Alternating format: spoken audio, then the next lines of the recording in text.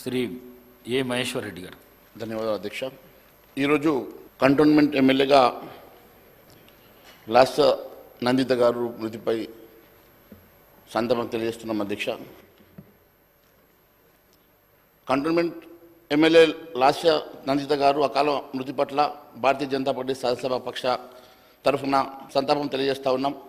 ఆమె అకాల మరణం అందరికీ దిగ్భ్రాంతికి గురి చేసింది అధ్యక్ష. చాలా చిన్న వయసులోనే ఎమ్మెల్యేగా గెలుపొందినటువంటి లాస్య గారు, గతంలో కార్పొరేటర్గా కూడా గెలిచినటువంటి అనుభవం ఉన్నటువంటి లాస్య గారు, ఒక విద్యావంతురాలు, బీటెక్ చదివినటువంటి లాస్య గారు చాలా పెద్ద భవిష్యత్తు ఉంటుందని మేము భావించాం. అందరితో కలుపుగోలుగా ఉండేటువంటి లాస్య గారు ఈరోజు మన మధ్య లేకపోవడం చాలా బాధాకరంగా ఉన్నది. మరి ఆమె ఆత్మకు శాంతి చేకూరాలని చెప్పేసి ఆ భగవంతుని ప్రార్థిస్తూ ఉన్నాను అధ్యక్ష.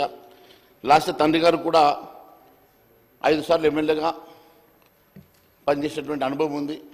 ఆయన వారసురాలుగా వచ్చినటువంటి లాస్య గారు అతి పిన్న వయసులో ఎమ్మెల్యేగా గెలుపొంది ఎంతో భవిష్యత్తును ఊహించుకొని మేము కూడా వారికి చాలా గొప్ప భవిష్యత్తు ఉంటుందని చెప్పి మేము భావించాం అధ్యక్ష. కానీ భగవంతుడు మరోలా ఆమెను తన దగ్గర చేర్చుకోవడం, మన మధ్య నుంచి తీసుకెళ్లడం చాలా బాధాకరంగా ఉంది.